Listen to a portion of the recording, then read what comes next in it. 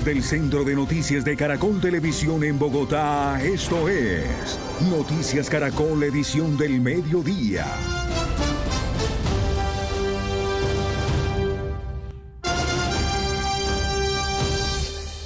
Buenas tardes y bienvenidos a nuestra emisión de Noticias del Mediodía.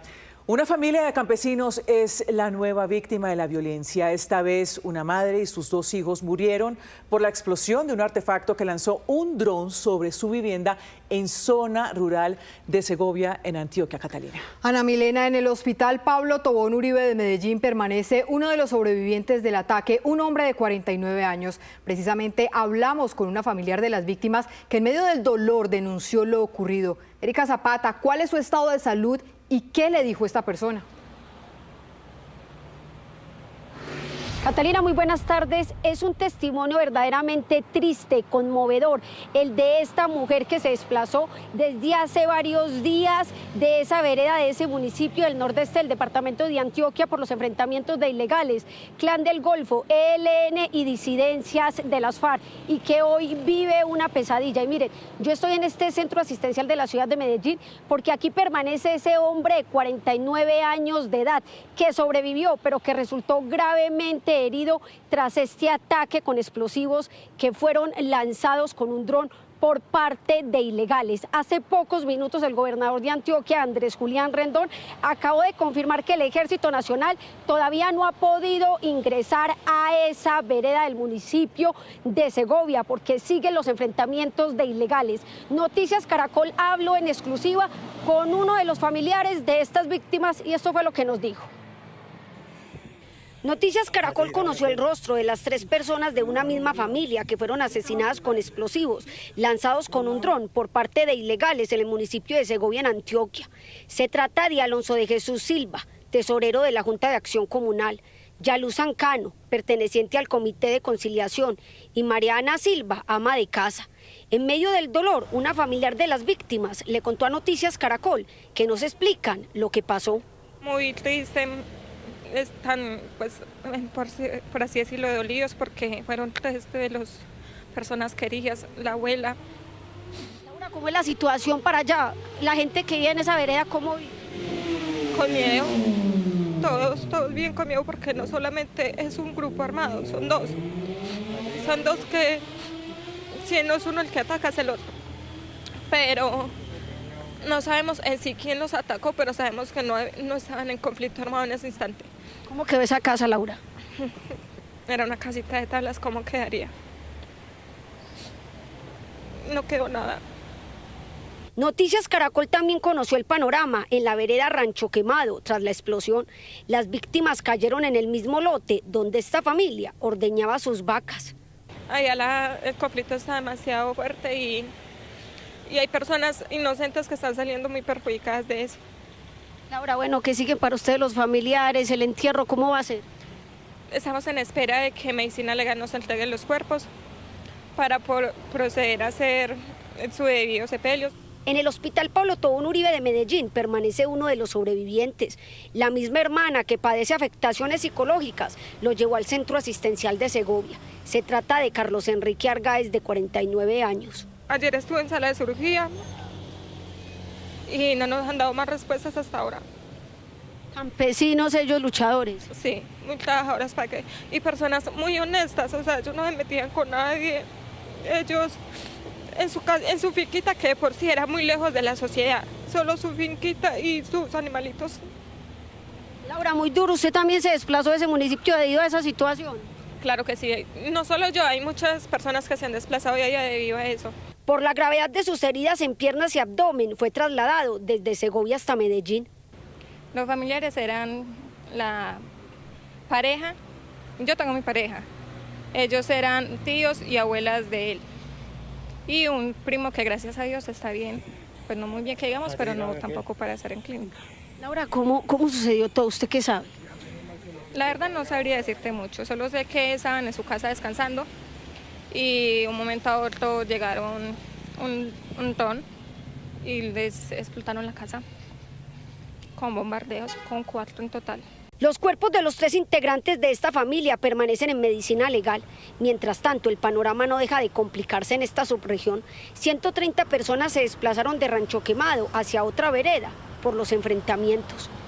Y repito, aquí en el Hospital Pablo Tobón Uribe de la ciudad de Medellín permanece esta mujer muy atenta a la evolución del estado de salud de su ser querido, de 49 años de edad, sobreviviente a esta masacre, a este atentado en una vereda a 6 horas del parque principal del municipio de Segovia. Por supuesto, necesita el acompañamiento de las autoridades en medio de este proceso tan difícil. Por supuesto, es crítica la situación en el nordeste de Antioquia por los criminales.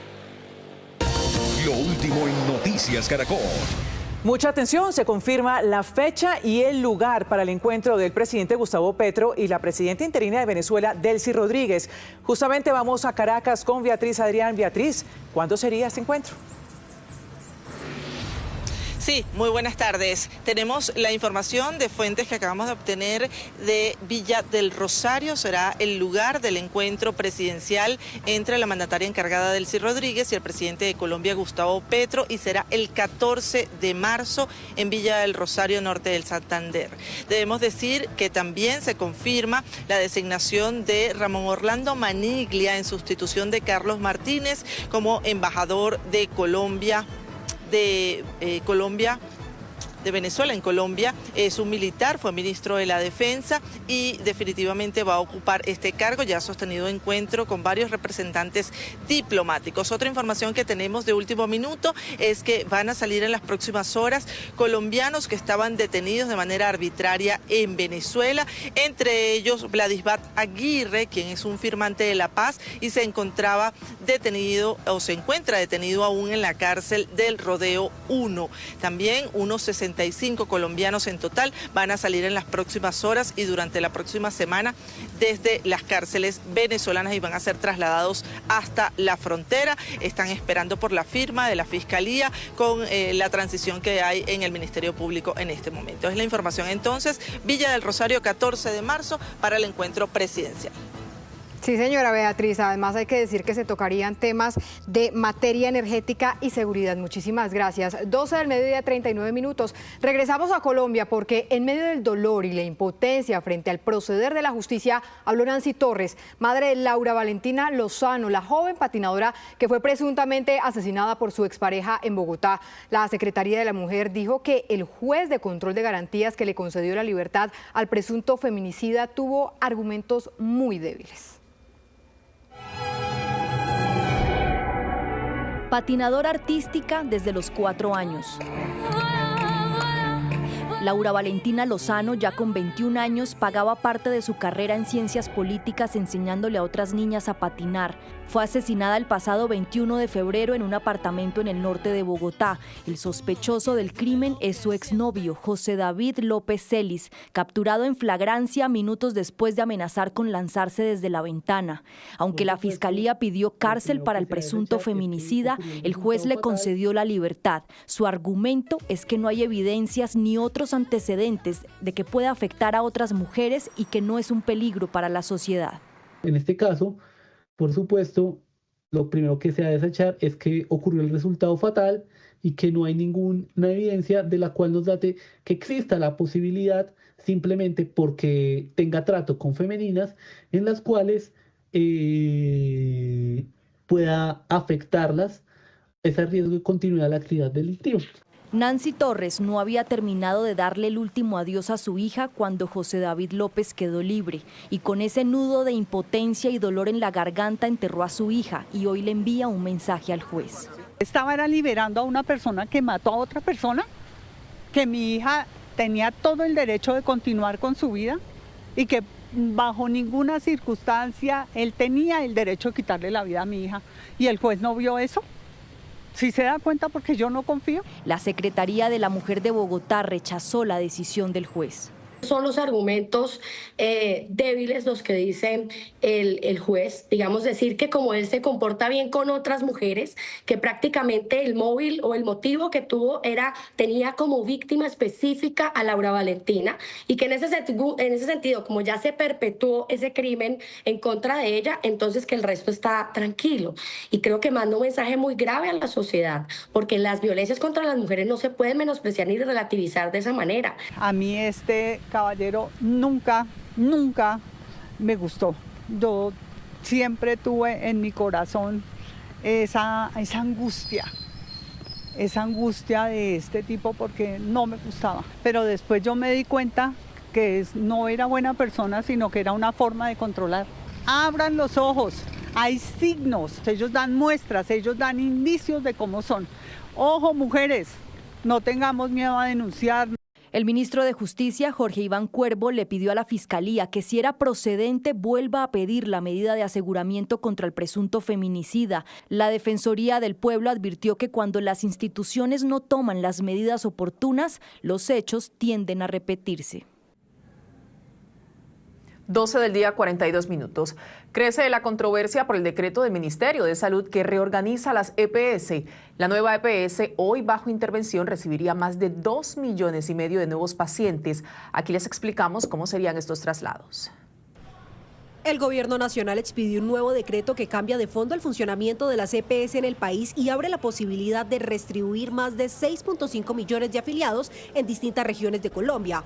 En la práctica, la medida limita cuántas EPS pueden operar en cada departamento y municipio según el tamaño de la población. Esto obligará a algunas entidades a salir de ciertos territorios y a que sus afiliados sean trasladados automáticamente a otras EPS.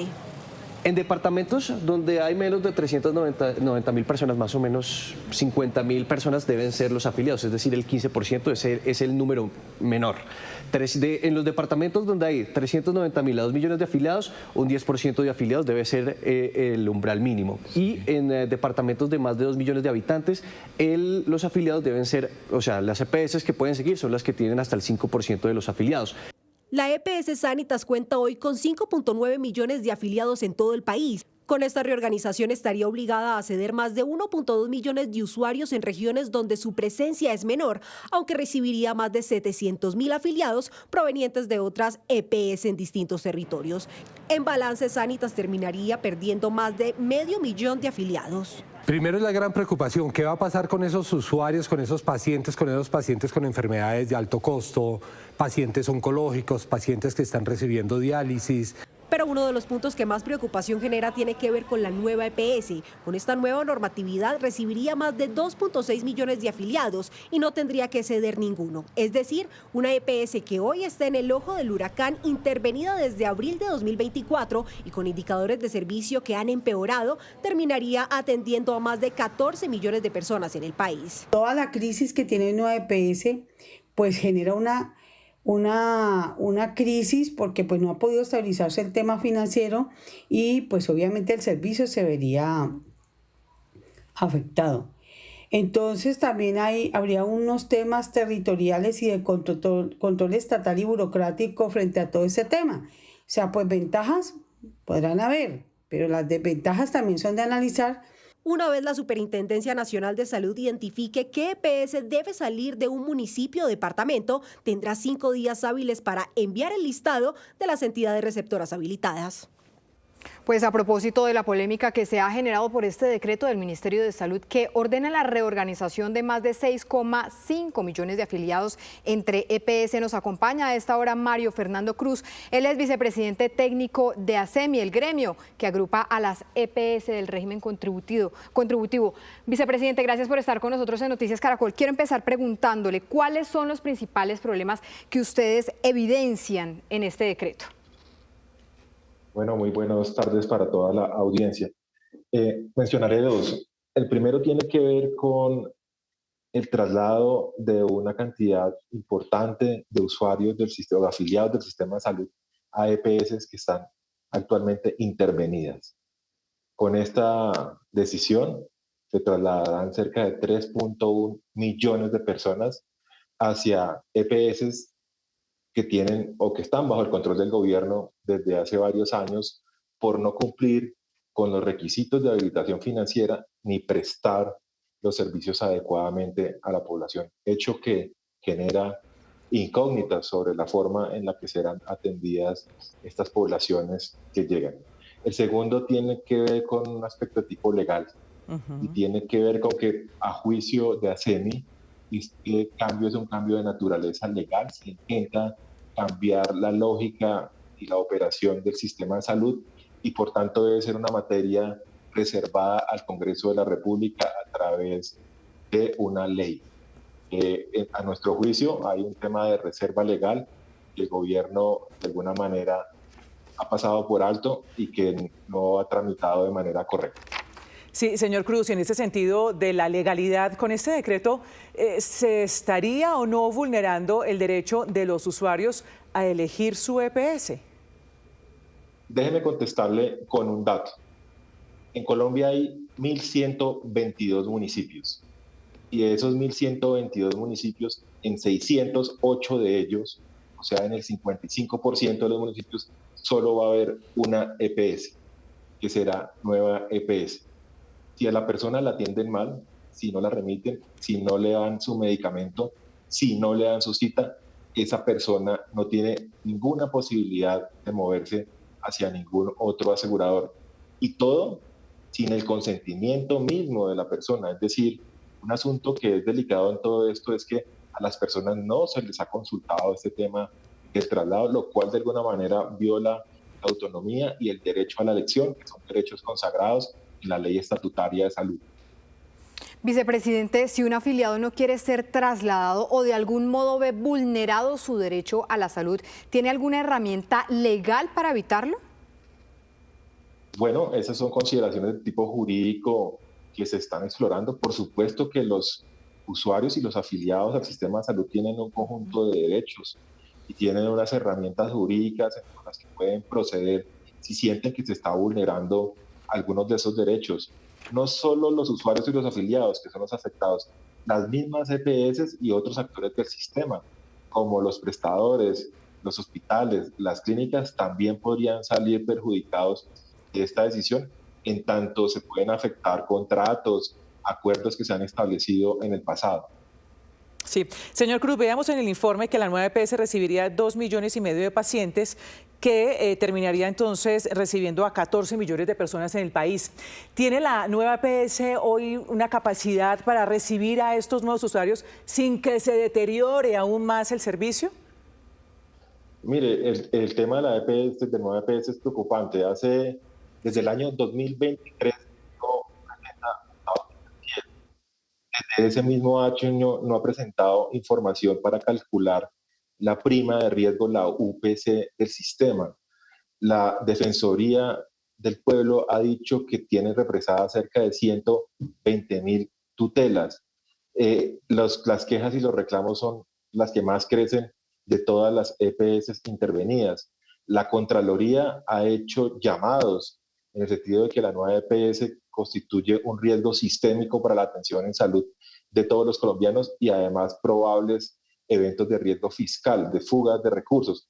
En síntesis, el panorama es muy oscuro, muy difícil. Yo ponía el símil de navegar en la oscuridad. La nueva EPS es un gran barco en el que van montado 14 millones de colombianos que no tiene una carta de navegación y que el cielo está encapotado.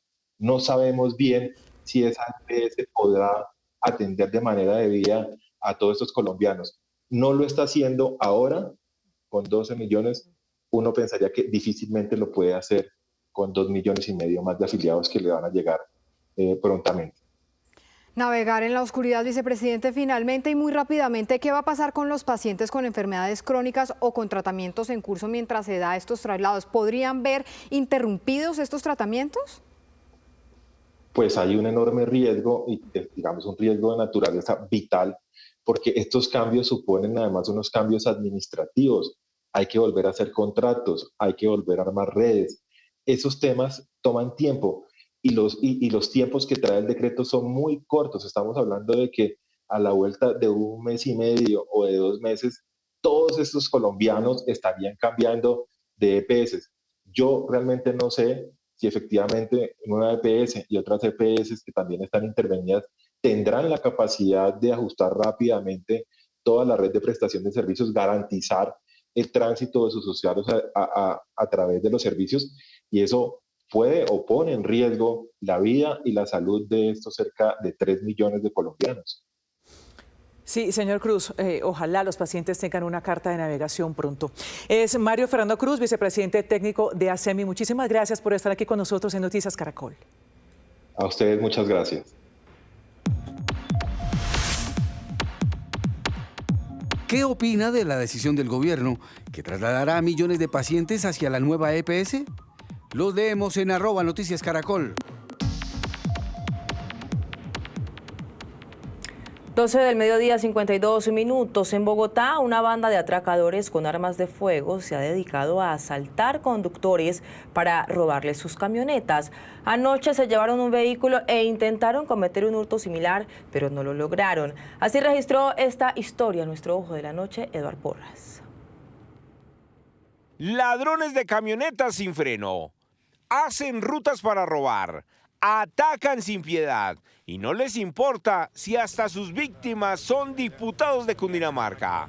En un cese de actividades de la gobernación, Luis Haroldo Ulloa salió en busca de algo de alimento y sin pensar que los ladrones de Toyotas lo iban a atacar. Subí por La Esperanza hasta Colferias y traté de hacer la oreja por Quinta Paredes, y cuando venía regresando me bajé en un negocito que estaba abierto a comprar ahí un agua y duré 5 minuticos, y cuando iba saliendo me subí en el carro y me abordan 4 tipos armados con pistolas, con revólver. En segundos lo abordaron, lo golpearon, lo bajaron del vehículo que le dio la misma gobernación y lo robaron. Yo trato de defenderme y luego me pegan un golpe en la cabeza, creo que con una pistola, y me botan al piso. Pero, ¿por qué lo volvieron a subir? Tratan de prender la camioneta, no la pueden prender, me vuelven a hacer subir a la camioneta que les ayude a prenderla. Luego huyeron hacia el sur de Bogotá.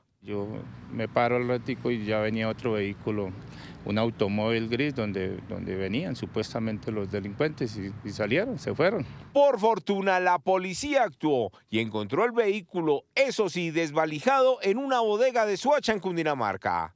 Pero observen lo que ocurrió minutos antes, pero esta vez en el barrio Mandalay de la localidad de Kennedy. Los mismos ladrones y en el mismo carro haciendo de las suyas. Sí, son los mismos, son la misma modalidad, es el mismo vehículo, las mismas placas, del mismo color. Y pues sorprendente que en una hora casi se presenten 2 hechos de la misma magnitud. En este caso también golpearon a su víctima y como no pudieron arrancar la camioneta, se llevaron todo lo que encontraron en ese vehículo. ¿Hasta cuándo los ataques?, se preguntan las víctimas. ¿Hasta cuándo los ataques? Sí, señor, y ante este preocupante panorama de robo de vehículos, buscamos respuestas de las autoridades en Bogotá. Juan Andrés Beltrán, ¿qué dicen frente a este caso y cómo explican la situación de este delito en la capital del país? Buenas tardes.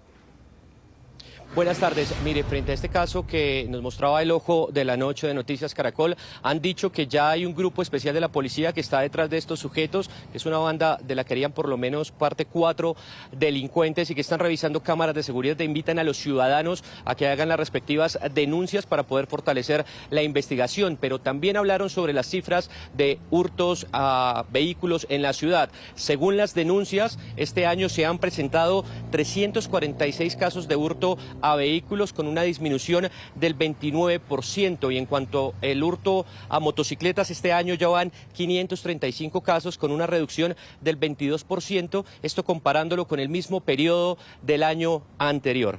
También explicaron las acciones que están desarrollando para mitigar esta situación del robo de vehículos en Bogotá.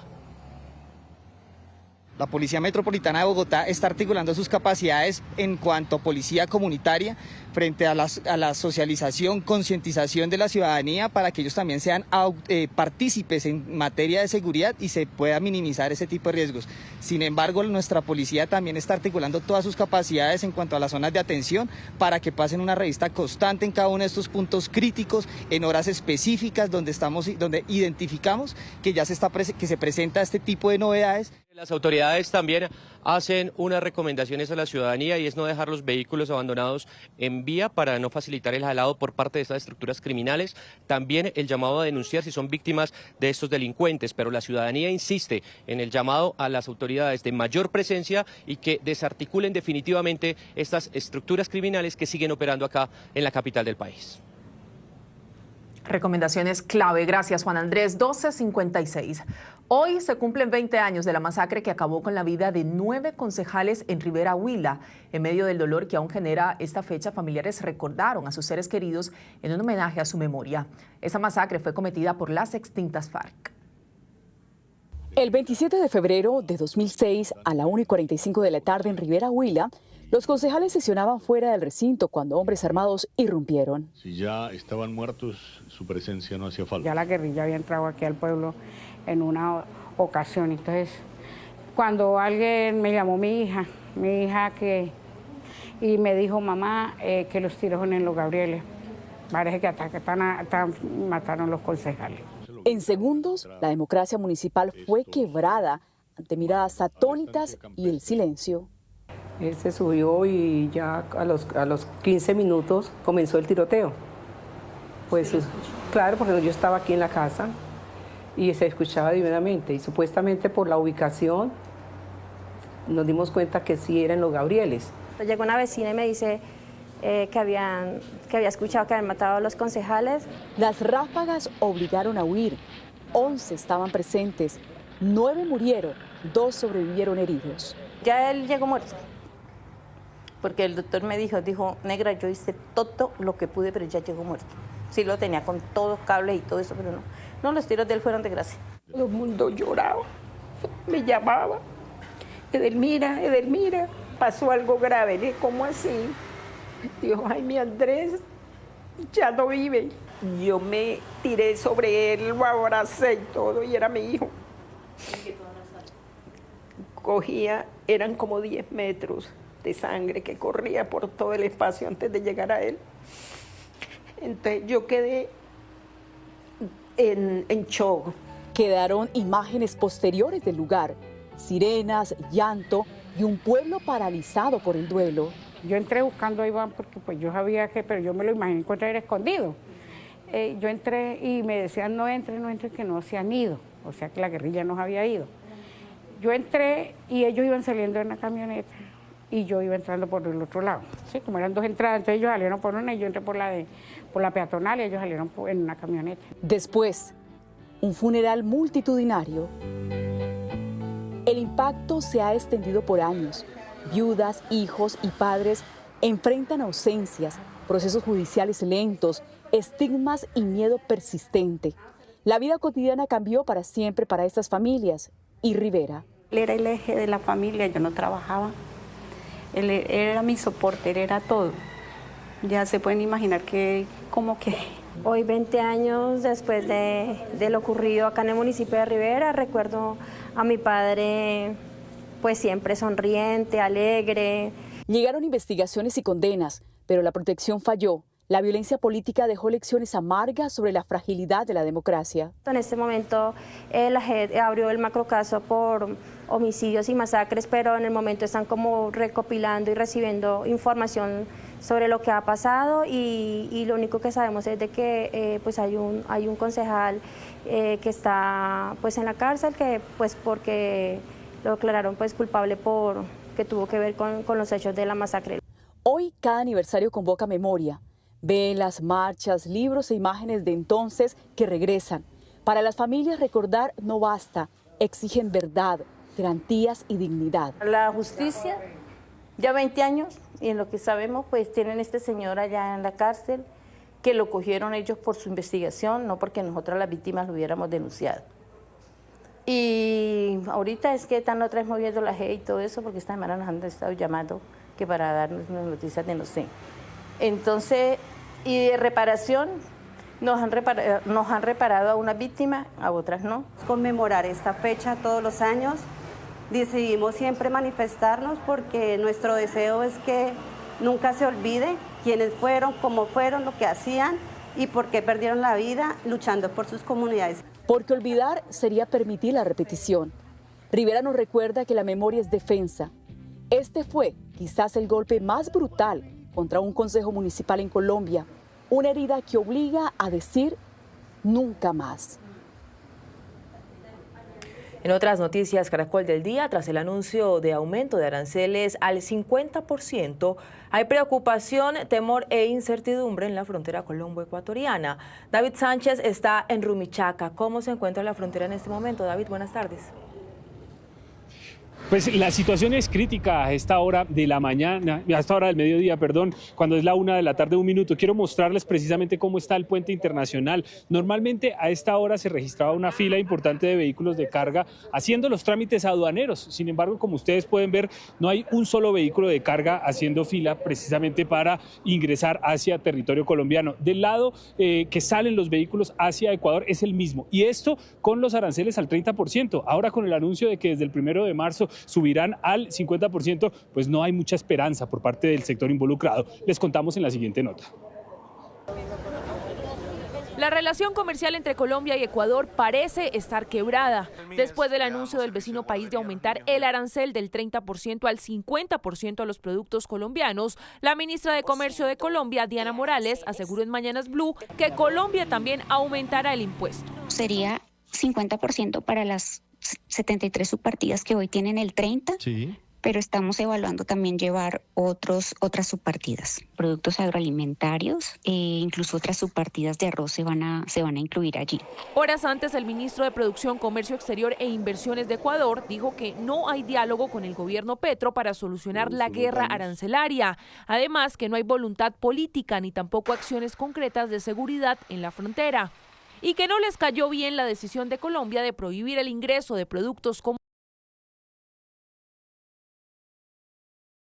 Muy importante, ¿no? Aquí debió haber habido una comunicación, ¿no? Por lo menos para tener un plazo para poder accionar y que los productos no sean detenidos en la frontera. Se trata de una medida muy fuerte, unilateral. La ministra colombiana tiene otra versión sobre los intentos por mantener las conversaciones. Siempre hemos manifestado la apertura al diálogo, estuvimos como equipo en Ecuador, trazamos una ruta de trabajo. En 2025, Ecuador fue el sexto comprador de las exportaciones colombianas al sumar 1.846 millones de dólares frente a los 1.921 millones de dólares de 2024. Ese diálogo está roto y hay que buscar una mediación. Repito, ojalá Comunidad Andina, Estados Unidos, alguien que ayude a solucionar el problema. Porque si no, pues vamos a terminar dañándonos los dos países. No se tiene en cuenta los daños que se le está causando a los dos países. Con una medida del 50%, pues saca a Colombia de toda posibilidad de estar en el mercado ecuatoriano, ¿no? Por su parte, Colombia le compró a Ecuador en 2024 850,2 millones de dólares y es el 9º destino de las exportaciones ecuatorianas. Vale. La situación es compleja y es que, por ejemplo, al lado y lado de la frontera hay precisamente angustia. De hecho, los transportadores en el vecino país ya anunciaron movilización para las 12 de la medianoche del próximo 1 de marzo, que inicia precisamente el cobro de esos aranceles del 50%. Y mientras tanto, en Colombia ya se habla de 2.400 empleos directamente relacionados con la gestión aduanera que están en riesgo. Muchos ya están siendo despedidos en territorio colombiano. Estos son los sucesos que hacen noticia en el mundo a esta hora. Comparece el expresidente Bill Clinton ante un comité del Congreso por el escándalo de Jeffrey Epstein. Clinton es la figura política más relevante y que más veces aparece en los archivos del pederasta, fotos, correos electrónicos y registros de encuentros. Juan Camilo Merlano, ¿qué se sabe de la diligencia? Margarita, será bastante extensa, será incluso más extensa de lo que fue ayer la de la exsecretaria Hillary Clinton de más de 6 horas. Eso es lo que han anticipado los miembros del comité. Y ya conocemos el testimonio inicial del expresidente Bill Clinton, que lo publicó en sus redes sociales. Un testimonio, son 2 páginas las que publica, y allí dice fundamentalmente: no tenía ni idea de los crímenes que Epstein estaba cometiendo. No importa cuántas fotos me muestres, hay 2 cosas que, al fin y al cabo, importan más que la interpretación de ustedes de esas fotos de hace 20 años. Yo sé lo que vi y, más importante aún, lo que no vi. Sé lo que hice y, más importante aún, lo que no hice. No vi nada ni hice nada malo, es lo que dice el expresidente de los Estados Unidos, quien también añade en este documento, hay que decirlo, que como son hechos que ocurrieron hace tantos años, que puede que le responda a los representantes investigadores que no recuerda, que no se acuerda bien de los eventos, porque, como es natural, ocurrió hace muchísimo, pero se libra de cualquier tipo de responsabilidad. Esto al tiempo en el que los representantes investigadores dicen que las pruebas que señalan a Clinton como cercano a Jeffrey Epstein son múltiples, que aún no lo han acusado de absolutamente nada malo, pero que tienen muchas preguntas por hacerle. Escuchemos a James Comer. Creo que todos han visto que el Departamento de Justicia ha publicado muchas fotos. Así como lo que Epstein ha dicho, hay mucha correspondencia por correo electrónico que incluye al presidente Clinton. Sabemos que el presidente Clinton y la secretaria Clinton confirmaron esto ayer, que Jeffrey Epstein estuvo en la Casa Blanca 17 veces durante la presidencia de Bill Clinton. Sabemos que Clinton voló en el avión de Jeffrey Epstein al menos 27 veces. Así que esas son las preguntas que vamos a hacer. Esta audiencia avanza en estos momentos en el estado de Nueva York. Cabe destacar que los demócratas, la bancada demócrata que hace parte de este comité de la Cámara de Representantes, también habló. Dijeron que esperan que el presidente Donald Trump sea valiente y que acuda ante el comité, que testifique, porque él también es mencionado en los archivos de Jeffrey Epstein. Y esto justo después de que se conociera, y esto es una denuncia de los demócratas también, que el Departamento de Justicia no publicó decenas, cientos de documentos en los que se mencionaría el nombre del expresidente, del actual presidente de los Estados Unidos, Donald Trump, precisamente en el marco de los archivos de Epstein. Aquí el presidente acaba de salir hace algunos minutos, le preguntaron sobre los archivos de Epstein, sobre presunta responsabilidad, y él dijo que no sabía absolutamente nada de esos documentos y que él ha sido totalmente exonerado. Margarita. Juan Camilo, gracias. Y vuelven las tensiones al Medio Oriente. Estados Unidos recomendó el viernes al personal no esencial de su embajada que abandone Israel mientras haya vuelos comerciales disponibles, en medio de amenazas crecientes de un ataque estadounidense a Irán. El Reino Unido retiró su personal diplomático de Irán y en Israel trasladó a su personal de la embajada en Tel Aviv a otros lugares más seguros. China también aconsejó a sus ciudadanos no viajar a Irán. Además, el portaaviones Gerald Ford arribó a las costas israelíes para sumarse al despliegue militar de Estados Unidos. La presidenta encargada de Venezuela, Delcy Rodríguez, le pidió a Donald Trump, su socio y amigo, como lo dijo el mandatario en su discurso del Estado de la Unión, que levante las sanciones y bloqueos que impuso a Venezuela en el marco de la nueva relación con Washington tras la captura de Maduro. Presidente Trump, como amigo, como socio, que estamos abriendo una nueva agenda de cooperación con los Estados Unidos, cese ya a las sanciones y cese al bloqueo contra nuestra patria, porque ese bloqueo también es contra la juventud venezolana. Ya se cuentan más de 300 muertos por la guerra que se desató entre Pakistán y el régimen talibán que controla Afganistán. El conflicto se libra sobre todo en la denominada línea Durand, una zona fronteriza que divide a los dos países y que históricamente es escenario de tensiones entre los vecinos. Pakistán bombardeó varias ciudades en Afganistán y declaró la guerra. El resultado es lamentable para una población que sobrevive entre la violencia y la pobreza. Mi hermana, su marido y sus 2 hijos siguen bajo tierra. Los niños tenían más de 3 años. Por mucho que se intentó, no se encontraron sus cuerpos. Pakistán dijo que su paciencia terminó y que es hora de medir fuerzas con sus enemigos luego de recibir ataques. Se trata de una histórica disputa entre dos países vecinos que ha aumentado su furia durante las últimas semanas. Pakistán, una potencia nuclear, acusa a los talibanes de Afganistán de cobijar a terroristas en su territorio. Los talibanes respondieron al ataque pakistaní. Ni siquiera la mezquita es segura ahora. Estas personas irrumpieron en la mezquita. Solicito a todos los eruditos y ancianos que se sienten después de la oración fúnebre y decían algún curso de acción efectiva. Desde Afganistán dicen que no hubo lugar al diálogo. Hemos mantenido conversaciones con la parte pakistaní en numerosas ocasiones y hemos debatido los problemas. Lamentablemente, Pakistán hasta ahora no ha mostrado disposición a resolver los asuntos mediante el diálogo y un enfoque pacífico.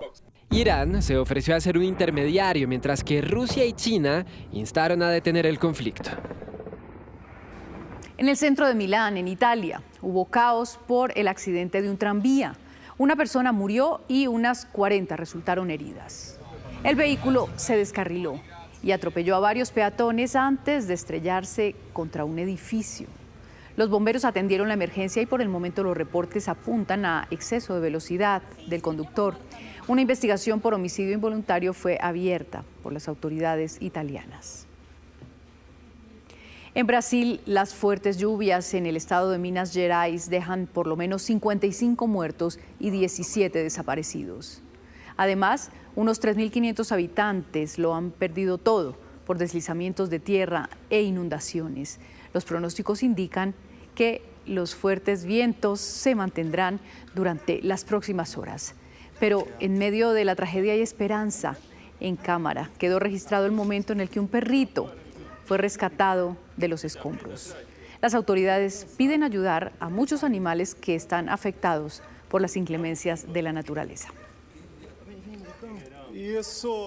Margarita, 1:00 p.m, 13 minutos. Mucha atención en el municipio de Río de Oro, Cesar, se presenta un hostigamiento a la estación de la policía.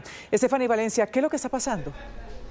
Ana Milena, mire, esta mañana la estación de policía fue atacada a ráfagas de fusil por varios minutos. Los habitantes registraron los fuertes disparos mientras los uniformados de la policía se refugiaban en trincheras alrededor de la estación. Resultó gravemente herido por un francotirador el subintendente Jorge Luis Taborda Chamorro, de 36 años de edad, que fue auxiliado de inmediato y trasladado a un centro asistencial en donde hace unos minutos nos confirman falleció debido a la gravedad de las heridas. Por estos hechos violentos, la registraduría suspendió las capacitaciones a los jurados de votación que prestarán su servicio durante las elecciones de Congreso y las consultas presidenciales allí en el municipio y ordenó a la comunidad resguardarse en sus hogares. Habrá una reunión extraordinaria del Comité de Seguimiento Electoral para tomar decisiones, porque dicen que hasta que no haya garantías de seguridad, la registraduría no podrá asegurar el desarrollo de la jornada electoral el próximo 8 de marzo.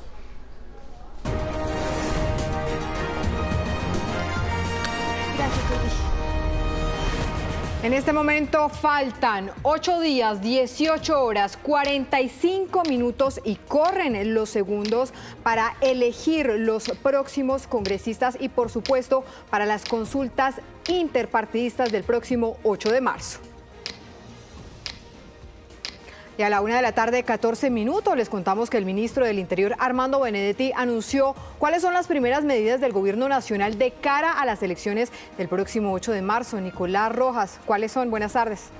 Catalina, mire, el ministro del Interior, con decreto en mano, señaló varias de las medidas que se van a tomar precisamente para garantizar la seguridad en materia política y en materia de orden público para las elecciones del 8 de marzo, donde no solamente se van a elegir los ganadores de las consultas interpartidistas, también los próximos senadores y representantes a la Cámara. Señaló que vamos a tener ley seca a partir del próximo fin de semana, una medida que va a iniciar el próximo sábado 7 de marzo a las 6 de la tarde y se va a extender hasta el lunes 9 de marzo a las 6 de la mañana. También señaló que se van a cerrar distintas fronteras en todo el territorio nacional. Va a haber unas medidas del decreto de orden público que ya está construyendo, yo no sé. Entonces, entre esos temas están, para que nos vayamos enterando, es la ley seca desde el 7 de marzo a las 6 p.m. hasta el lunes 9 de marzo a las 6 a.m. Cierre las fronteras el 7 de marzo. Hemos citado también para el próximo 4 de marzo en la ciudad de Bogotá la última comisión de seguimiento electoral. Bien, pues también lo que ha señalado el ministro del Interior, Armando Benedetti, es que en los 32 departamentos del país van a estar delegados de distintas entidades de carácter nacional precisamente para garantizar la transparencia y la vigilancia del proceso electoral. Lo otro que ha mencionado es que a partir del lunes de la próxima semana se va a prohibir cualquier manifestación política de carácter público, es decir, no se va a poder llenar las plazas de distintas ciudades como ha sucedido en Bogotá, en Cali, Barranquilla, Medellín, solamente se van a poder realizar actividades de carácter político, pero en lugares cerrados o de manera privada. Y a partir del lunes 2 de marzo y hasta el lunes 9 de marzo del 2026, solo podrán efectuarse reuniones de carácter político en recintos cerrados. Se designaron por parte del Ministerio del Interior enlaces en los 32 departamentos y en la ciudad capital, quienes estarán presencialmente desde el día jueves 5 de marzo para acompañar y articular el proceso electoral con las entidades sectoriales. Así las cosas, el próximo 4 de marzo se va a reunir la cúpula militar, se va a reunir la registraduría, la procuraduría, delegados del alto gobierno del Ministerio del Interior y de la Presidencia de la República, precisamente para instalar un nuevo comité de seguimiento electoral y velar porque las próximas elecciones del 8 de marzo se realicen con tranquilidad, con paz y con transparencia.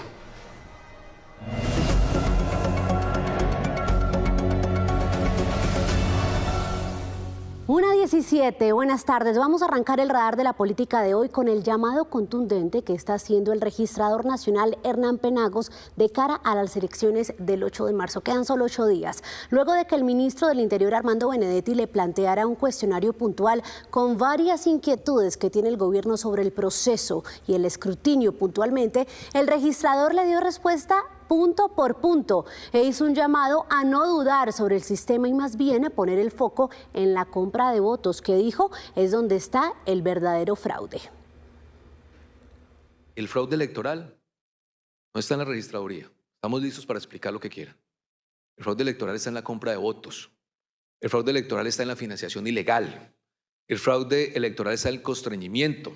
Ahí es donde está el fraude electoral. Y yo sí quisiera que también prestaran atención a eso, a ese fraude, el de la compra, el de la financiación ilegal, el del constreñimiento al elector, el de la transhumancia y el de muchos delitos que están en la calle de Colombia. Hagamos tarea conjunta para que la ciudadanía en Colombia tenga absoluta tranquilidad de que estas elecciones serán íntegras y transparentes. Vamos ahora a ver algunas de las campañas de quienes van directo a primera vuelta y arrancamos con Iván Cepeda, que terminó su gira por el Pacífico con un gran evento en Cali. Inició con una marcha desde Siloé hasta el Parque Banderas, donde se dieron cita miles de caleños seguidores del candidato para participar en este cierre de las campañas, puntualmente de las listas al Congreso del Pacto Histórico. Allí lo acompañaron Carolina Corcho, la cabeza de lista, María José Pizarro, Alfredo Mondragón, Wilson Arias y por supuesto Alexander López, que fue quien estuvo al frente de la organización, articuló esta gira por el suroccidente del país. Escuchemos parte del discurso de Cepeda.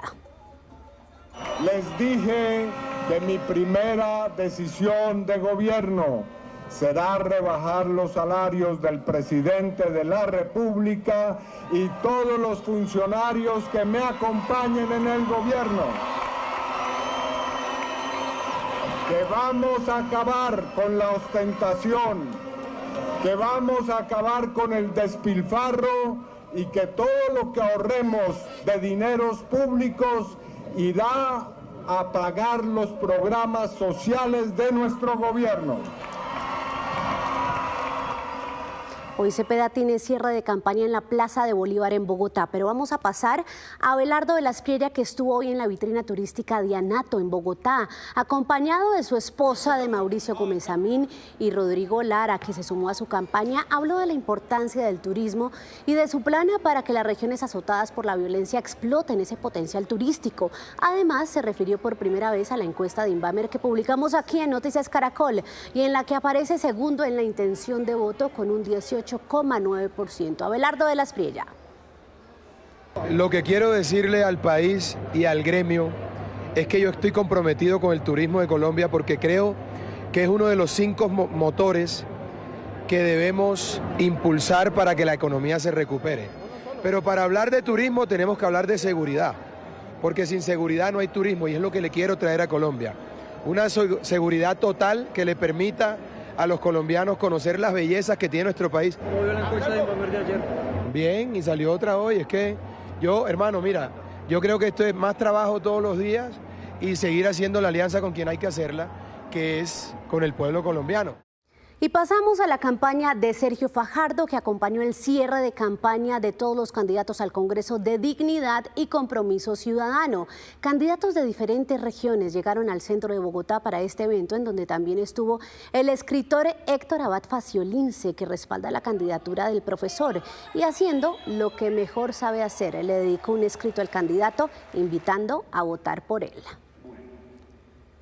Sería un presidente leal y total, no un presidente totalitario, un presidente radical, no un presidente tibio, pero tampoco un presidente reaccionario y furioso, un presidente justo y honesto, no un presidente arbitrario, resentido y delirante que va de orgía en orgía. Y por el lado de Paloma Valencia, hay preocupación en el Centro Democrático por la seguridad de su campaña. Están rechazando los hechos de ayer en Honda, Tolima, donde, recordemos, fue capturada una funcionaria del IMPEC armada. Hoy Paloma Valencia está en Bogotá, visitó la vitrina de Anato también e hizo un llamado a que se refuerce la seguridad de los candidatos con foco especial en su partido, que, recordemos, ya vivió la tragedia de Miguel Uribe Turbay. La manifestación política se realizaba en el Alto del Rosario, en el centro de Honda. El expresidente Álvaro Uribe presentaba a los diferentes candidatos a la Cámara, Senado y a Paloma Valencia, cuando una mujer llamó la atención de la seguridad. Una señora se aproxima con un celular tratando de grabar, pero realmente el esquema la identificó de una porque emulaba estar grabando, pero no grababa nada. Cuando ellos verifican que la señora no está grabando nada, automáticamente la abordan, la retiran y le solicitan una requisa. En su bolso hallaron un arma que encendió las alarmas de las autoridades. Al practicarse un registro rutinario a esta mujer de 30 años de edad y al verificar sus pertenencias, se halló al interior de un bolso que llevaba consigo un arma de fuego tipo pistola, al parecer calibre 25 milímetros, con un cargador de 5 cartuchos para la misma, sin contar con el respectivo permiso para su porte o tenencia. De inmediato se procedió a capturar en flagrancia. La capturada, junto con el arma de fuego y las municiones incautadas, fueron puestas a disposición inmediatamente de la Fiscalía General de la Nación por el delito de fabricación, tráfico, porte o tenencia de armas de fuego, accesorios, partes o municiones. La candidata Paloma Valencia dijo que aún el tema no se esclarece. ¿Quién sabe a qué fue a esa manifestación? Y esto no hemos tenido ninguna razón. ¿Qué tenían el celular? ¿Hay alguna evidencia adicional? El gobierno, silencio. Las autoridades, silencio. La fiscalía tampoco se pronuncia. Y esto viene siendo como una cosa sistemática. La mujer que labora en el IMPEC, pero estaba de vacaciones, en las próximas horas será presentada ante un juez para legalizar su captura. Garantías piden los candidatos y hoy se sumó a la lista de esos aspirantes inscritos ante la registraduría para la primera vuelta Santiago Botero, el que habla de romper el sistema. Carlos Fernando Cuevas es su fórmula a la vicepresidencia y está con él, y con eso Botero se convierte en el tercer inscrito formalmente después de Clara López y Mauricio Liscano. Y para el cierre, una información muy importante que mencionaba Nicolás previamente para candidatos y las campañas que compiten este 8 de marzo. Este domingo, 1 de marzo, arranca esa prohibición para hacer actos de campaña y volanteo en las calles. No podrán hacerlo la semana que viene, solo podrán hacer entonces propaganda en medios de comunicación que hacen parte del espectro, es decir, podrán dar entrevistas, participar en debates hasta las 8 de la mañana del viernes 6 de marzo, cuando empieza la prohibición de participación también en estos espacios. Recuerde que los que incumplan con esta norma se someten a posibles sanciones del Consejo Nacional Electoral. Quedan solo 8 días para las elecciones. Hasta aquí el radar de la política. 1:58 p.m. Gracias por continuar con nosotros. Después de 18 horas desaparecida, Ana Goetio y las personas que la acompañaban se encontraron con sus familias y amigos. Después del reencuentro, la candidata a la Cámara Especial por la Paz viajó hacia su casa en Morales, Cauca, donde contó lo sucedido. Después de 18 horas sin saber de su paradero, apareció la candidata a la Cámara Especial por la Paz, Ana Livia Goetio. Una llamada a la Guardia Indígena y a las autoridades terminó con la incertidumbre sobre su desaparición. La candidata había desaparecido el pasado miércoles después de participar en una reunión política en el Tambo, Cauca. Por ahí 7 de la noche o 7:30 termino la reunión cuando pues llegan 2 hombres desconocidos y abordan al gerente de campaña y le dicen pues que no, pues como que estaban molestos por el tema político en el sector.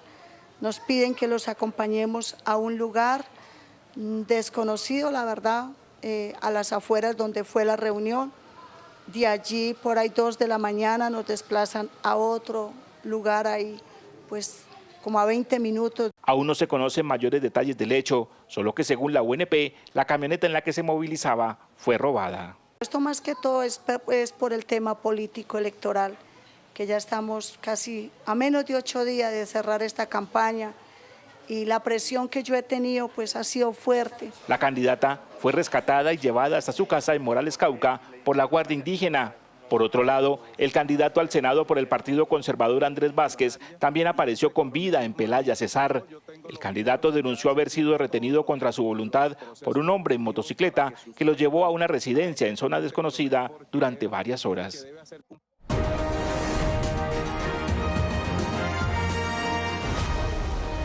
Activamos Plaza Caracol con un candidato de Cambio Radical y de la coalición ALMA que quiere llegar al Senado. José Villanueva está con nosotros acá en Noticias Caracol. Candidato, usted fue en el 2002 ya senador, pero quiere regresar después de 25 años, si no estoy mal. ¿Por 24 qué? años. ¿Por qué? Pues por mis nietos, por esta nación que tanto amo, porque llevo 35 años trabajando con las familias y sé la necesidad que tenemos de restaurar esta nación. Mire, usted llega justamente al Congreso, si queda como senador en los próximos 4 años, ¿y cuáles van a ser esas banderas que quiere impulsar? 3 fundamentales. La primera, que haya una justicia con autoridad. Lo segundo, que incentivemos la productividad y una reducción del Estado. Y lo tercero, que reconquistemos nuestro territorio colombiano. ¿Cómo es esa propuesta de justicia con autoridad? ¿Cómo lo piensa hacer desde el Congreso, desde la rama legislativa? Tenemos que legislar para que no haya más impunidad en Colombia. Un violador de un niño sale a los 8 años y queda impune. O el ladrón que atraca, van, lo detienen, lo encarcelan, pero no restituye. Estoy proponiendo una reforma constitucional para que haya pena de muerte en Colombia en 3 casos: violadores, secuestradores y asesinos. Ok, o sea, ¿usted está buscando llegar a la comisión primera? Esa es la idea, que Dios me ponga en ese lugar. Candidato, otra de sus propuestas tiene que ver con la productividad y más que todo en ayudas económicas a los jóvenes. Emprendimiento. Todo emprendedor, 5 años de gracia, no impuestos. Estamos asfixiados. Todas las empresas familiares ya no aguantan más impuestos. Reducir el tamaño del Estado. Claro. Y la última, justamente estamos hablando de la descentralización. Lo que están buscando, por supuesto, varios candidatos. 1.200.000 kilómetros cuadrados donde no hay territorio y donde todos tienen que salir a la ciudad capital a decidir. El alcalde tiene que venir, el joven para estudiar. Tenemos que volver a tomar nuestro territorio y la autonomía territorial. Candidato, usted tiene la cámara, por supuesto. ¿Cómo lo encontramos en el tarjetón? Soy José Villanueva, estoy por la coalición Cambio Radical ALMA número 40. Pongámonos de pie por Colombia. Aquí entonces en Plaza Caracol, José Villanueva. 2 de la tarde, 2 minutos. Febrero es el único mes con 28 días y precisamente por ser diferente fue escogido para celebrar las enfermedades raras, huérfanas o poco frecuentes. Una fecha para poner la lupa en condiciones que enfrentan muchos retos: diagnóstico, tratamiento y también sociales. Él es Rodrigo Andrés Ortiz, o Rodri, como prefiere que lo llamen. Tiene 9 años, una melliza y ya sabe qué quiere ser en el futuro. Sería estudiar medicina y cirugía de codo y rodilla.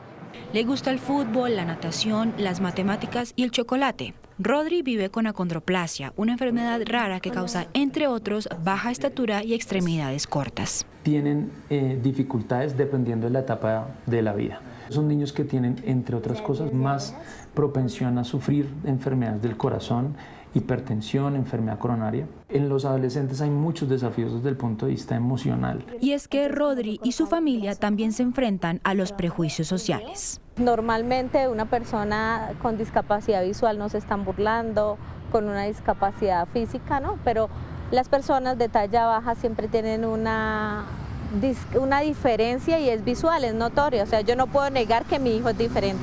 Como si esto no fuera suficiente, hay varios desafíos, empezando por las demoras en el diagnóstico. En promedio lo que está escrito en la literatura científica es que puede ser hasta 5 años desde el nacimiento. Esos 5 años en algunas condiciones es un tiempo perdido que es dificilísimo de recuperar. En Colombia, las enfermedades raras están definidas como una condición crónicamente debilitante, grave, que amenaza la vida y se presenta en una proporción menor a 1 por cada 5.000 personas. Los tratamientos de estas patologías suelen ser muy específicos y costosos y de interrumpirse pueden disminuir significativamente la calidad de vida del paciente. En el caso de Rodri, hace más de 5 semanas no recibe el medicamento que necesita. Él puede perder la adherencia a esa terapia que se le está dando. Es que el medicamento no solamente le permite crecer, sino le da calidad de vida y también sus funciones. Él ha ya ganado algún tipo de independencia en sus tareas diarias. Él mismo asegura que ya siente diferencia en su cuerpo. Han cambiado varias cosas, por ejemplo, entrelazar las manos para arriba, hacer la casita y la cara, que me dijo el doctor. Según el Observatorio Interinstitucional de Enfermedades Huérfanas, en Colombia hay cerca de 104.000 personas que han sido diagnosticadas con alguna enfermedad rara, pero se estima que hay al menos 2 millones más que no conocen su condición. Y en otras noticias, Puerto Antioquia, con una capacidad de mover 650.000 contenedores al año, entró en operación en el Urabá antioqueño, prometiendo cambiar las vidas de los productores de banano y plátano de ese territorio, pero también las de 30.000 personas que viven cerca a la terminal portuaria. Luisa Fernández de Noticias Caracol visitó este lugar. Puerto Antioquia, es el puerto que está revolucionando la forma en la que se transporta banano y plátano de la región del Urabá antioqueño hacia otros países, pero también revolucionará la forma en la que se exportan productos colombianos del interior del país hacia esas naciones. Somos una terminal portuaria que puede alojar anualmente 7 millones de toneladas. La principal carga es contenedores, de los cuales haremos 650.000 TEUs al año. ¿Cuánto se mueve por día y qué capacidad de buques parqueados puede tener este puerto para ir alimentando día a día? Actualmente, semanalmente, en los contratos que tenemos 3.500 movimientos y tenemos 6 buques semanalmente también. Puerto Antioquia opera desde una zona marítima estratégica y también de producción agrícola. Hablo de Turbo Antioquia, en la región del Urabá antioqueño. Esto fortalece la idea de posicionar a Colombia en otros países desde la capacidad que tiene de colocar sus productos en mercado internacional con mayor volumen y en menos tiempo. Principalmente ahora es el banano, a futuro se espera uchuvas, gulupa, aguacate y otros frutos exóticos que se moverán por la región. ¿Qué mueve humanamente un puerto como este? Lo mueve la gente, la región. Tenemos en este momento el 80% del personal de la zona de influencia. Pero, ¿qué cambia un puerto como este en la región y en la economía colombiana? Durante 60 años, una plancha ha traído los containers desde la zona terrestre del Urabá hasta mar abierto a los buques. Ese tipo de operación es una operación que no es moderna, no es tecnificada, pero digamos que ha atendido a las realidades actual de Urabá. Con Puerto Antioquia vamos a pasar a una operación moderna, vamos a pasar de 4 días a pasar simplemente a 4 horas. Eso significa para el comercio y para la eficiencia operacional una disminución enorme en temas logísticos y operacionales. Puerto Antioquia, ubicado en el corazón de la producción bananera de Colombia, no solo transformará la economía de ese territorio, también la vida de más de 30.000 personas que lo habitan. El banano son 80.000 contenedores, el banano y el plátano, y esa es nuestra carga base. Yo necesito por lo menos otros 40.000 más de carga asociada.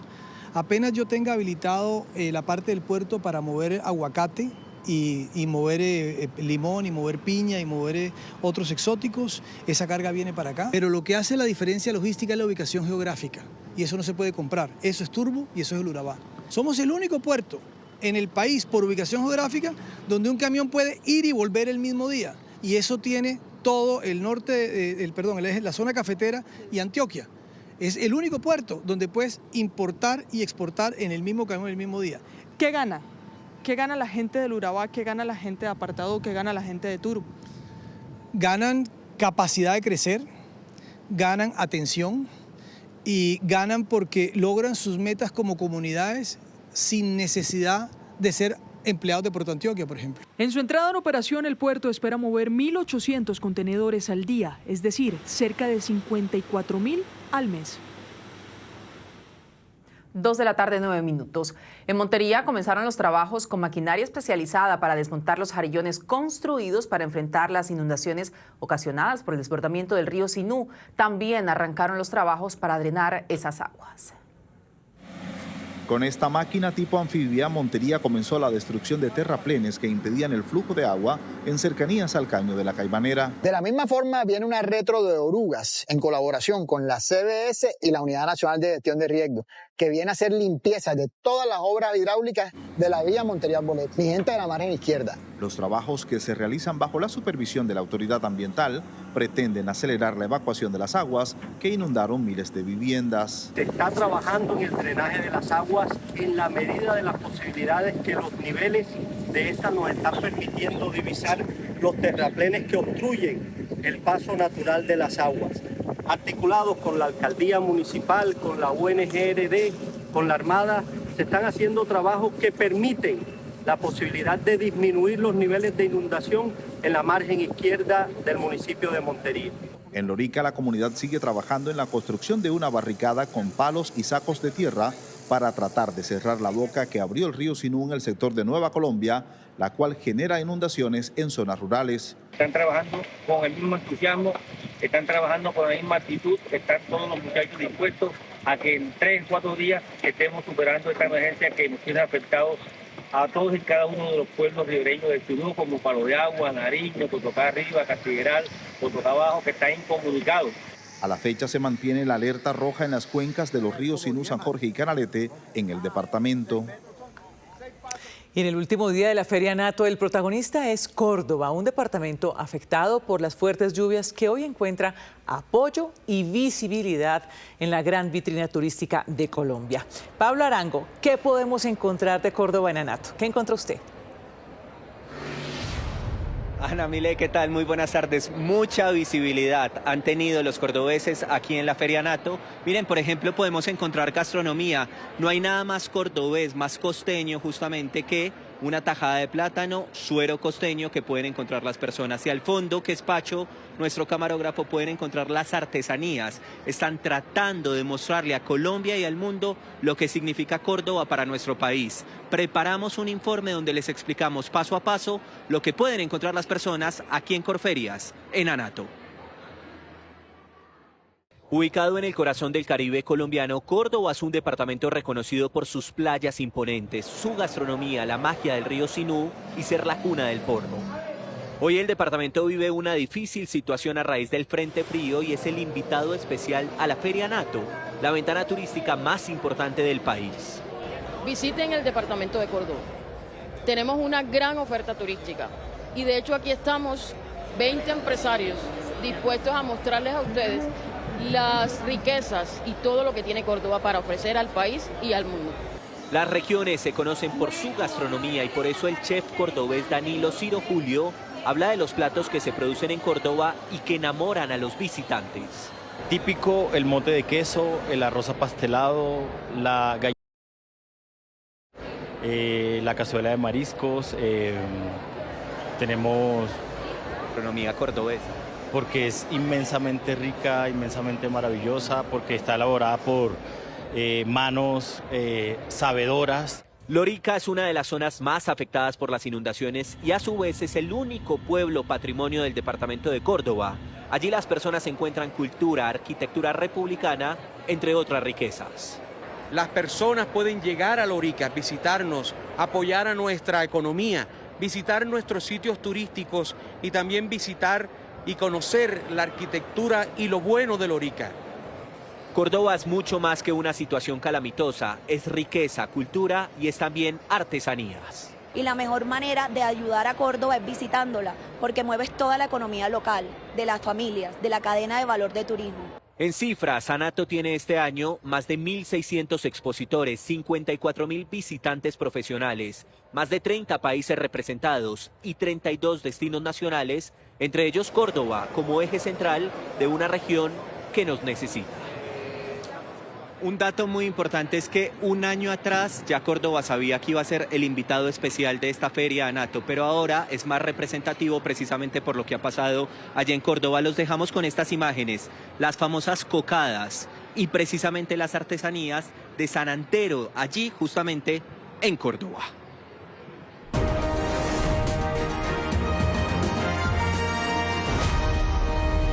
Siguen llegando los candidatos aquí a Plaza Caracol. La oportunidad hoy es para Juan Carlos Cárdenas, exalcalde de Bucaramanga. Doctor, bienvenido a este espacio y cuéntenos por qué hay que votar por usted. ¿Quién es usted? Sebastián, muchas gracias. Quiero llegar al Senado de la República y representar las soluciones a los problemas, los suyos y los de millones de colombianos. Resolver problemas ciudadanos, no resolver problemas a la politiquería en Colombia. Partido Oxígeno es el partido donde voy a llegar al Senado, donde queremos defender las causas y los derechos de las víctimas en Colombia, 10 millones de colombianos. De igual manera, luchar contra la corrupción y finalmente una agenda por el medio ambiente. Proyectos de ley muy importantes, Sebastián. El primero de ellos, que se le resuelva de manera rápida y express todas las necesidades de las víctimas en Colombia. Hay que acabar la Unidad Nacional de Víctimas, que hoy es un fortín burocrático en Colombia, que es una repartidera de cargos desde el Congreso de la República. También hay que solucionar a través de una ley integral del agua todos esos problemas que tenemos. 20 millones de colombianos vamos a padecer de agua en los próximos años. Y para ello hay que reformar las corporaciones autónomas regionales, que hoy igual son cuotas o fortines burocráticos extorsionaderos en las regiones del país. Y finalmente hay que seguir luchando contra la corrupción, porque no podemos seguir teniendo los escándalos como la Unidad Nacional de Gestión de Riesgos, que hoy es parte del gran cáncer que tiene el Congreso de la República: extorsión, cuotas burocráticas. Ustedes, doctor Cárdenas, hacen parte de una lista cerrada del partido Oxígeno. Hagamos esa pedagogía. ¿Cómo los pueden encontrar en el tarjetón el próximo 8 de marzo? Quiero decirle a los colombianos, la lista al Senado del partido Oxígeno es la mejor. Es la lista de Enrique Peñalosa, el mejor alcalde que ha tenido Bogotá en su historia. Es la lista al Senado de Juan Carlos Pinzón, el mejor ministro de Defensa, el mejor embajador de Colombia en los Estados Unidos. Es la lista de Ingrid Betancourt, que 30 años defendiendo las causas de las víctimas en Colombia del conflicto armado. Nos encuentra en el tarjetón en la parte superior derecha, marcando la X, un logo, donde vamos a estar debajo del pacto histórico. Si no quiere votar por el pacto histórico, vote por Oxígeno. Estamos ahí, lista cerrada. Es la invitación, lo ven ustedes aquí en Plaza Caracol. Juan Carlos Cárdenas. Sebastián, gracias. 2 de la tarde, 17 minutos. El Consejo de Estado declaró la nulidad de la elección de Jorge Andrés Carrillo como presidente de ISA, empresa filial de Ecopetrol encargada de la transmisión de energía en el país. La decisión ocurre por las irregularidades en el proceso de selección. La compañía respondió que activó los protocolos internos para determinar el alcance de esta decisión y aseguró que garantizará la continuidad de su operación. En otros temas, la Gobernación del Valle del Cauca exaltó a estudiantes, profesores y directivos de las instituciones educativas de municipios no certificados que contribuyeron para que el departamento ocupara el primer lugar en un reto nacional sobre educación. Alrededor de 600 personas fueron exaltadas por su aporte a la educación del departamento. Erika Rocío es una de las docentes. Trabaja en el municipio de Restrepo, donde creó la iniciativa Historias Enterradas, Futuros Descubrimientos, un proyecto que une la tecnología, la ciencia, el arte y la historia. Trabajamos con las impresoras 3D, con escáner, con la fotografía y todo esto. Hacemos 4 líneas de producción que son jabones, velas, llaveros y también elementos de souvenir que son objetos en yeso. El fortalecimiento de la educación no solo posiciona a la región como un territorio competitivo, sino que también ayuda al crecimiento integral de niños y jóvenes. Nosotros reconocemos esa labor, esa educación que transforma vidas, esa educación que sigue mejorando día a día, pero que por supuesto es para poder lograr que en el futuro esos sueños que tienen se puedan cumplir. Si tenemos una población educada y líder, pues indudablemente pues eso va a fortalecer todo el proceso de desarrollo. En el Valle del Cauca, muchos jóvenes por medio de la educación se llenan de esperanza. Yo quiero estudiar comercio internacional y a través de estos proyectos que se hacen en la institución pude ser incentivada para el emprendimiento. Una de las estrategias más importantes que aportó a que este reconocimiento se hiciera realidad fue el de las asociaciones de futuros agricultores. Ellos también van aprendiendo de esas buenas prácticas y saber cómo desde el campo se puede dinamizar la economía de manera responsable también con el medio ambiente. Este importante reconocimiento evidencia que la educación en el Valle es fuente de cambio y de nuevas oportunidades.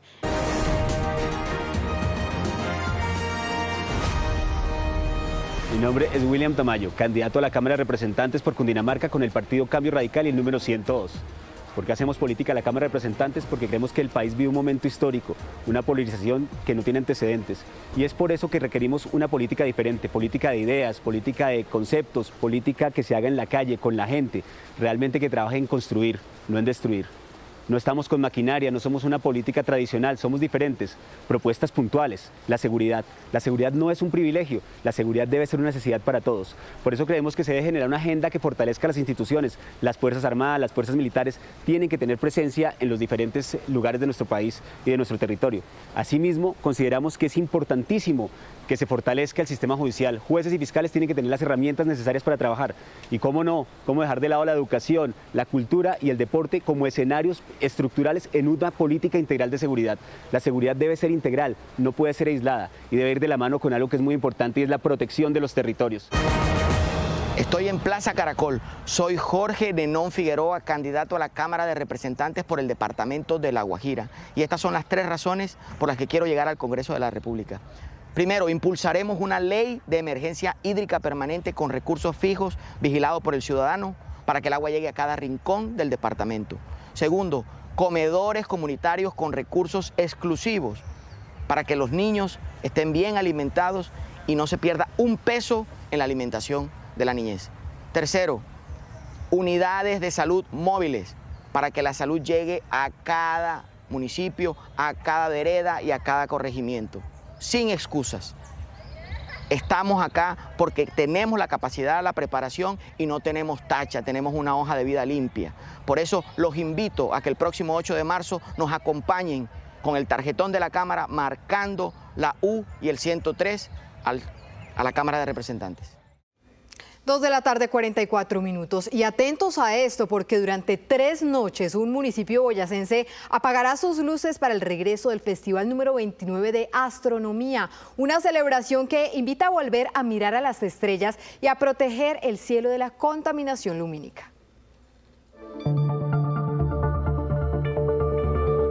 La Plaza Mayor de Villa de Leyva vuelve a ser el escenario ideal para observar de cerca lo que a simple vista no se ve. En esta edición el encuentro se articula en torno a 2 ejes centrales. Un tema va a ser el de los cielos oscuros, la lucha contra la contaminación lumínica para poder recuperar ese patrimonio ancestral. El astroturismo, ¿no? El crecimiento del interés de muchas personas por viajar a lugares donde hay buena visibilidad. En las calles empedradas de este pueblo colonial, los visitantes podrán encontrar del 20 al 22 de marzo no solo telescopios, sino también más de 30 actividades académicas y experienciales. Tenemos conferencias en 4 auditorios simultáneos, actividades para niños, astrofotografía, lanzamientos de cohetes y los stands con ventas de productos y libros. Y por supuesto el país invitado de honor es España, que trae la participación de referentes como la astrofísica Antonia Varela, el especialista en astrofotografía Luis Miguel Azorín, el promotor de observación sostenible Juan Vicente Ledesma. Cuando hicimos el festival en 1998 y en esos primeros años, esos niños que fueron a ese festival, muchos de ellos hoy son los expertos que están dando las conferencias y mostrando el cielo con los telescopios. Esa es la gran ventaja de la astronomía. La cita a cielo abierto incluirá una siembra simbólica de árboles como compromiso ambiental y reafirma el papel de Colombia en la divulgación de la ciencia.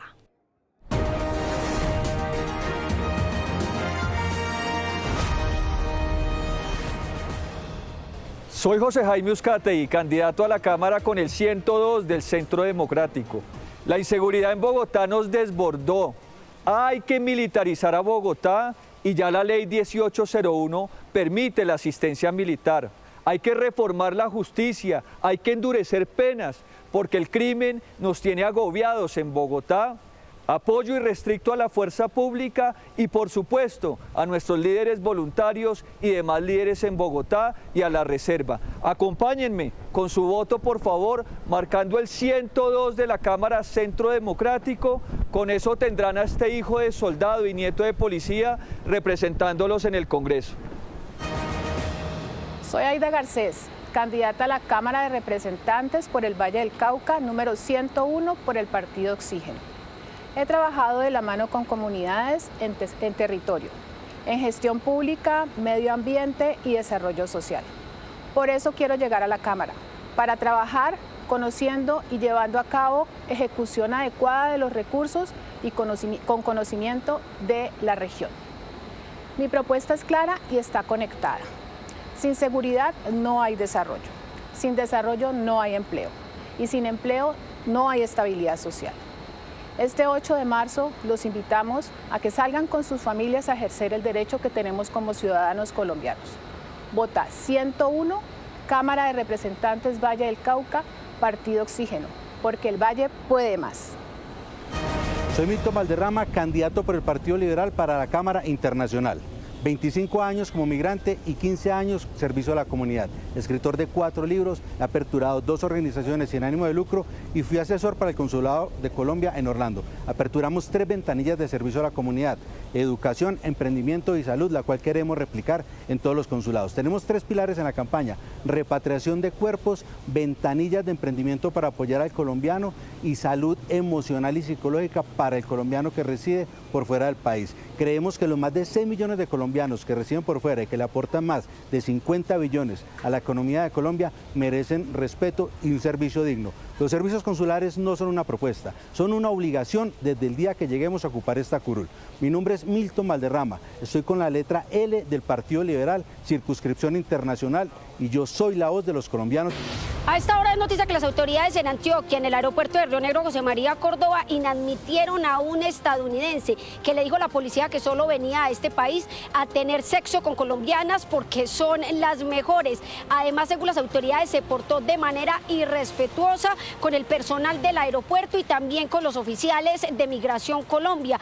Y no dudó en mostrar su equipaje lleno de preservativos y de juguetes sexuales. Además, también posó muy contento en la foto que le tomaron en el aeropuerto, donde lo inadmitieron. Este año en el departamento de Antioquia, 11 extranjeros han sido inadmitidos. A esta hora es noticia un grave accidente que sufrió un vehículo blindado del ejército en el municipio de Páez, en el departamento del Cauca. Ocurrió en medio de una operación militar contra un explosivista de las disidencias de las FARC y un intento de asonada por parte de la comunidad. El ejército desplegó más vehículos y en medio de ese procedimiento un tramo de la vía se desprendió y el vehículo cayó al abismo. Debido a la gravedad de las heridas, murió el subintendente César Alberto Sierra Mercado. En este momento, los organismos de socorro continúan en el lugar atendiendo la emergencia. Estefany, gracias. 3 de la tarde, 19 minutos. El vicecontralor general de la República, Carlos Mario Zuluaga, visitó en Antioquia los proyectos considerados como elefantes blancos y que hace poco ingresaron al programa de Salvando Obras. Este fue el panorama que encontró Zuluaga en Medellín y La Estrella. 31 obras en Antioquia están catalogadas como elefantes blancos, según el vicecontralor general Carlos Mario Zuluaga. Eso en dinero representa más de 4.4 billones de pesos en riesgo. 3 elefantes blancos por 7.500 millones de pesos y 28 proyectos críticos por 4.4 billones de pesos. Y hay proyectos relacionados con vías, con sistemas de acueductos, con alcantarillado, que aspiramos, ojalá, que entren en la estrategia y se puedan recuperar. Después del Central Park en Bello, el acueducto del municipio de La Estrella era considerado hasta mediados del año pasado uno de los principales elefantes blancos, con un 40% de desembolso, pero un 3.5% de avance. Hoy, 7 meses después de que ese proyecto entrara al programa Salvando salvando vidas de la Contraloría General, el avance físico está en el 25%. Vamos en un avance muy importante, el del 25%, estamos cumpliendo con el cronograma que tiene la obra, pero para septiembre estamos seguros que no va a ser posible terminarla porque el invierno nos afecta bastante. Estos son unos sectores de mucha pendiente, son sectores que las vías son muy estrechas, donde casi que hay que hacer un trabajo manual. Sin embargo, recuperar la confianza de la gente sigue siendo uno de los principales retos para esta obra. Realmente tranquilos no estamos, porque sí han habido algunas inconsistencias, algunos retrasos y adicionalmente porque en muchos de los procesos no nos han tenido en cuenta. Esperamos que ya con esta mesa nos puedan tener presente en cada una de las reuniones. Una vez esté listo el acueducto de la Estrella, que se espera sea en menos de 1 año y medio, se van a beneficiar más de 40.000 familias. Tras 4 meses de seguimiento satelital, conocimos nuevas imágenes de un jaguar rescatado en Cundinamarca y que fue liberado en las selvas del Guaviare. Además, había evidencias de otros felinos en el territorio. Esta es la imagen más reciente de un sobreviviente de la selva, un jaguar que hace apenas unos meses fue rescatado en zona rural de Cundinamarca.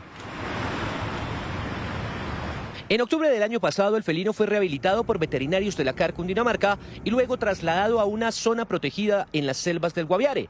Para seguirle la pista y proteger su vida, le instalaron un collar GPS de alta precisión. El jaguar, liberado por la CAR, mantiene una adaptación muy positiva a la vida silvestre. Los registros muestran comportamientos naturales de exploración y desplazamientos saludables. La georreferenciación revela que el animal ha recorrido 600 kilómetros, casi la misma distancia que hay entre Bogotá y Cúcuta. Los registros muestran además que el felino ha transitado por la zona selvática en la frontera con Venezuela. Claramente el animal se ha adaptado, porque vemos que está explorando los diferentes territorios, tiene unos desplazamientos bastante grandes que demandan energía, por lo cual hemos visto también zonas de actividad donde se queda varios días donde probablemente estuvo comiendo. Estas huellas, según los expertos de la CAR, darían cuenta de la presencia de otros jaguares en esa zona. Esta zona donde lo liberamos es un paraíso porque tiene muchos animales de los cuales se puede alimentar y casi no hay presencia humana. Este resultado nos confirma que rescatar, rehabilitar y liberar fauna silvestre sí funciona. Este jaguar simboliza la biodiversidad de nuestro país y el compromiso para la protección de la fauna silvestre. Hermoso. Y en Barranquilla, la aparición de una cigüeña ha generado revuelo entre sus habitantes. El ave de gran tamaño merodea por las calles desde hace varios días ante la curiosidad de la ciudadanía. Con sus celulares, habitantes del barrio Los Ángeles 2, en el suroccidente de Barranquilla, registran la inesperada visita.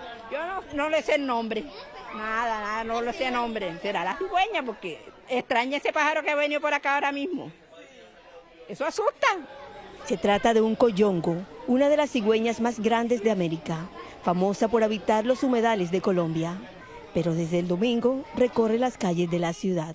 Es un individuo juvenil por todas las características del plumaje que presenta. Sin embargo, hemos estado desde el día domingo que apareció en conjunto con la Autoridad Ambiental de Barranquilla, Barranquilla Verde y la CRA, hemos hecho presencia en el sitio haciendo los monitoreos con la finalidad de garantizar que el espécimen pues, pueda salvaguardar su vida y no sea maltratado. ¡Qué linda es! No la vayan a maltratar.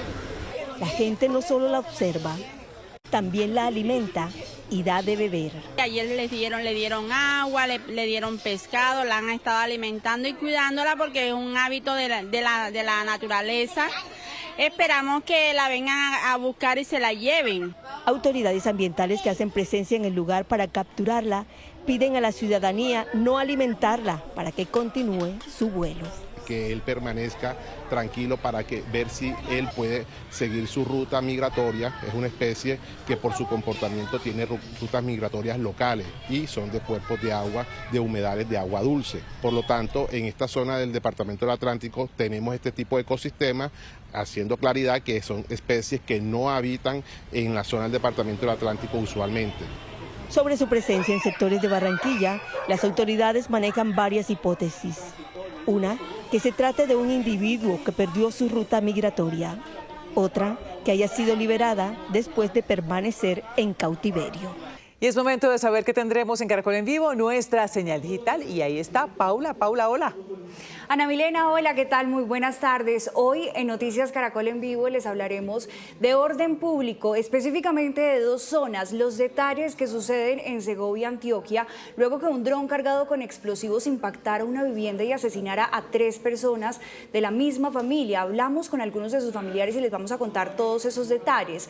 Por otro lado, también vamos a hablar del hostigamiento a la estación de policía de Río de Oro en Cesar, que hasta el momento cobra la vida de un policía. Sin embargo, por otro lado, también vamos a tenerles detalles del Plan Democracia, porque las fuerzas militares y la policía ya tienen todo listo para las elecciones legislativas de este 8 de marzo, el despliegue en las vías a nivel nacional y, por supuesto, las garantías que tienen para las comunidades y para los candidatos. Y por último, vamos a estar hablando de noticias internacionales, de cómo avanza la comparecencia del expresidente Clinton, quien rinde testimonio por presuntas vinculaciones con el caso de Epstein, y también actualizaremos la situación en Irán tras las tensiones que ha tenido con Estados Unidos.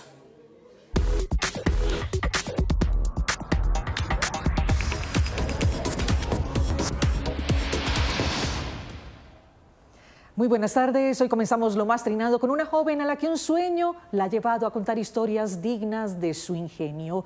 Cada situación cotidiana la convierte en una crónica con titular y con desarrollo. Ya tiene miles de seguidores y verán por qué.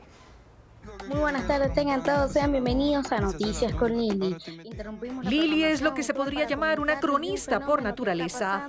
Noticia de última hora, un ciudadano fue enviado a bañarse este sábado y respondió con una negativa inmediata. Lo que le pasa en casa lo traduce al lenguaje que la ha apasionado desde que era una niña.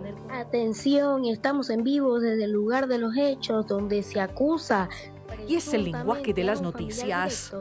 Nos vinimos directamente del estudio de Noticias Lili a Boca Shop, el paraíso de las carteras. Esta joven venezolana sueña con ser periodista y definitivamente tiene toda la madera. Fuentes confirman que ha picado una rebanada tan delgada de pastel que solo tiene una cara. Expertos forenses aseguran que el grosor es de 0,2 milímetros. Sus vivencias diarias las convierten en crónicas llenas de espontaneidad, ingenio y humor. Cuando por fin logró meterlo al baño, el perro aplicó su técnica secreta, la sacudida explosiva, que lo dejó más mojado a él que a su propio perro. Su nombre de pila, Aliasni Cedrola, pero su casi medio millón de seguidores en Instagram y TikTok la conocen como Lilita. Testigos confirman que no fue un error del sistema ni una alucinación colectiva. El histórico gesto, un refresco de 1 litro y 2 caramelos. Una creadora de contenido con el don de la palabra y, por supuesto, de la autenticidad. Un golazo directamente al corazón. Que tengan feliz noche todos. ¿Y quién dijo que no se pueden combinar a la perfección dos pasiones?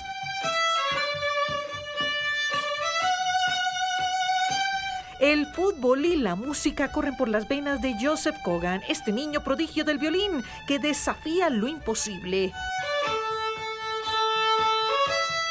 Cristiano Vivaldi le han llamado a algunos en las redes, así sea el himno de Francia, el que peina el balón.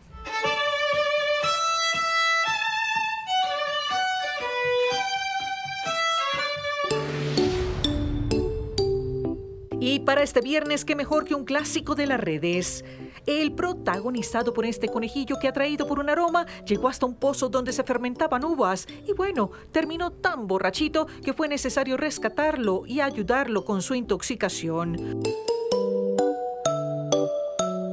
Un momento viral para recordarles que si van a tomar este fin de semana, lo hagan con moderación. Yo por lo pronto brindo por mis compañeras allá en estudio, doña Ana Mile y doña Cata, que tengan un hermoso fin de semana en compañía de esta, su casa, Noticias Caracol. Hasta pronto. Bueno, ¿sin exceso de uvas? No, y mucho ojo el fin de semana, ¿no? Pilas pues. Con moderación. Con moderación, sí señora. Y terminamos. Estas fueron las noticias. Nos vemos a las 7 de la noche con una nueva edición informativa. Pero si quiere seguir los hechos del día, puede conectarse a partir de este momento a la señal digital de Noticias Caracol en nuestras plataformas digitales. Sí señora. Y en el canal Caracol ya viene Tormenta de Pasiones. Esto es Noticias Caracol. Primero la gente. Acuérdense, con moderación. Chao. Con moderación.